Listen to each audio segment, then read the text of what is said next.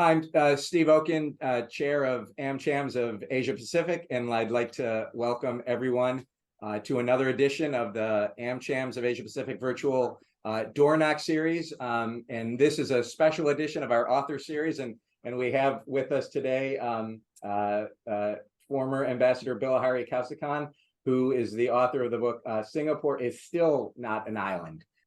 And so then, is it a challenge? And if it is, why is it such a challenge for Singapore to be the only sovereign state outside of Greater China with an ethnic Chinese majority population, given this foundation of multiracial meritocracy?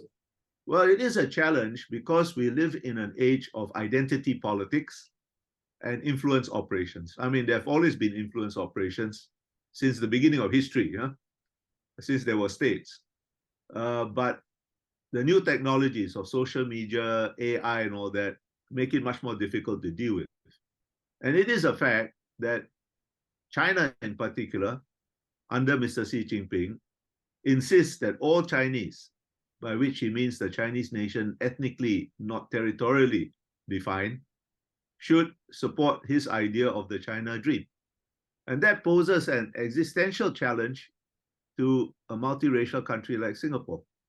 Look, my father is Indian, my mother is Chinese, right? In almost every other country in this vast state, I would not have become permanent secretary. Certainly not in our immediate neighbors, because I'm not of the majority, right? But that's what makes Singapore different. That's what needs to be defended from influence operations. The Chinese influence operation is particularly invidious because it insists, it tries to change a demographic fact that 3/4 of our population is of Chinese ethnicity into a political fact, that therefore you should support you should define your interests in terms of China's interests, at least on major issues. And that is totally unacceptable. It will change the character of modern Singapore in very fundamental ways, which will be detrimental to our continued prosperity and survival. It will tear apart social cohesion. Thanks, Steve. I'm Karishma Vaswani, sir. I'm from Bloomberg Opinion. I'm the Asia politics columnist and commentator, formerly from the BBC. It's been a fascinating discussion so far this morning, so thank you for organizing and participating in it.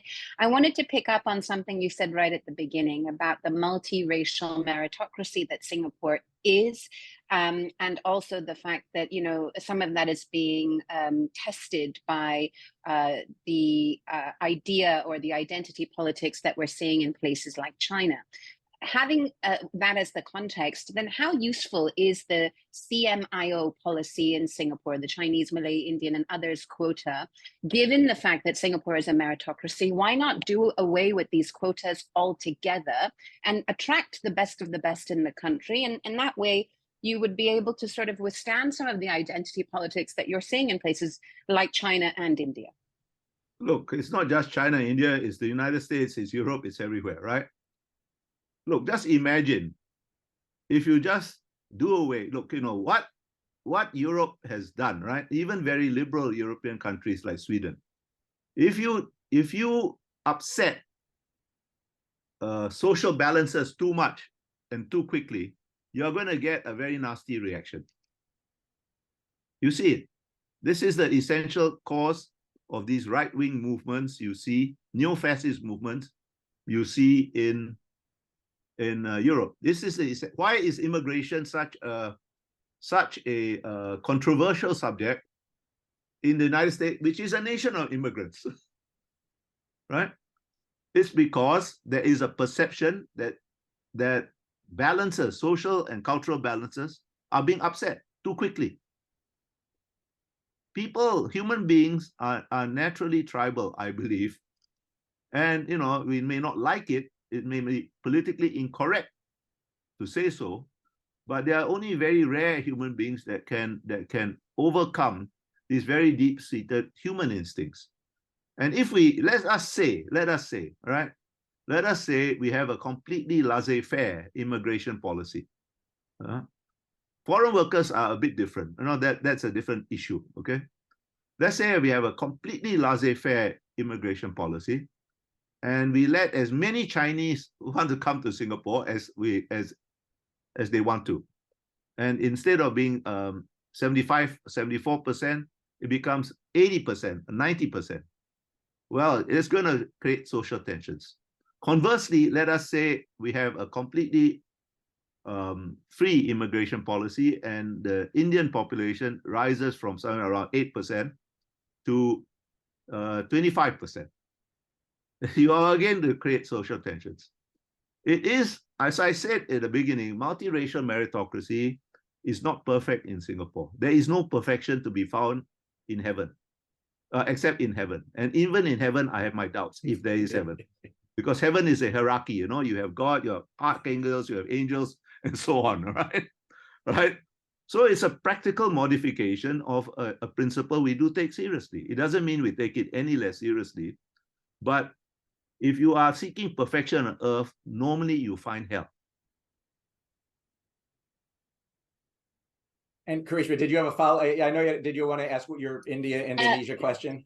Yeah, I mean, it's along the same vein, and I appreciate the practicalities of running a government or having to operate in a context like Singapore. I suppose my issue with that is the fairness of the term meritocracy, because in some respects, then it's not, because it's always going to be skewed to the majority. But we can leave that discussion for another No, there's day. no perfect meritocracy anywhere. That's a fact of life. I will admit it. So we agree. Yeah, we but you know, agree you on live that. on Earth. And, yes, so far, as far as I can tell.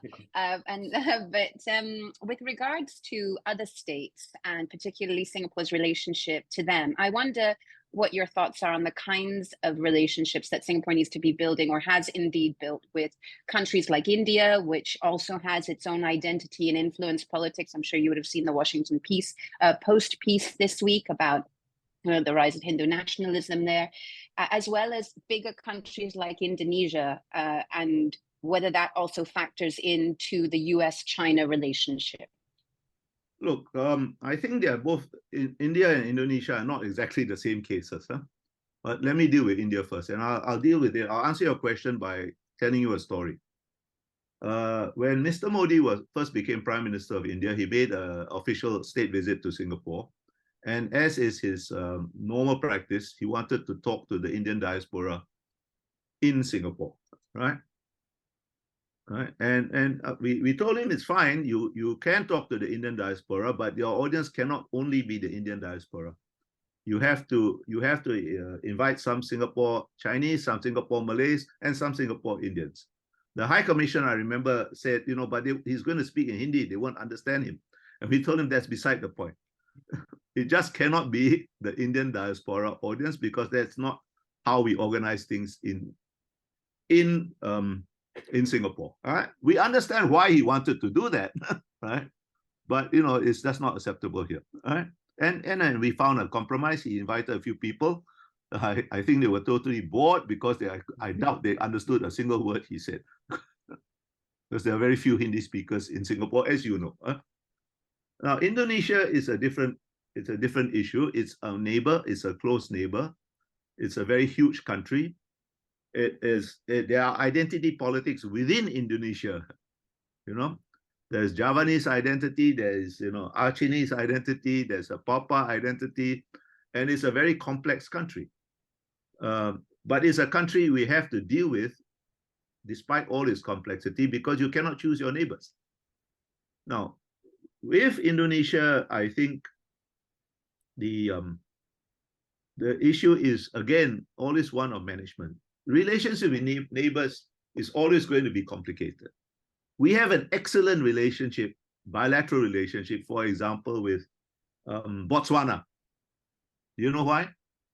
Because there's hardly anything going on between Singapore and Botswana, right? And that's the truth of any country.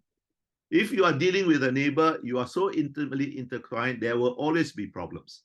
But these are problems that can be managed, are being managed, not just with Indonesia, but with all our neighbors, with Malaysia too. This is another reality of practical international relations. There are no perfect solutions to any international problem. Any solution breeds new problems which need management. And the search for definitive solutions usually ends in blood and tears.